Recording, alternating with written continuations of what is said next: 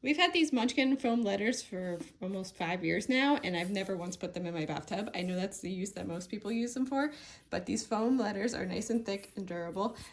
We have found other ways to play with them around our house. One of them, before my kid even knew his letters, we did color sorting with them. Then one of my favorites was I threw them in a ball pit, and then they would have to search for them inside the balls. We've done name practice with them. He spelled out his name. I've also hid them around the house, and he has to find them and bring them back to me and tell me what letter they are or what number they are. And then I've also put them in a sensory bin with rice, and he has to find the numbers or some letters. And then if we are doing letter practice, I always start with just a few letters, and then we work up to more and more letters over time.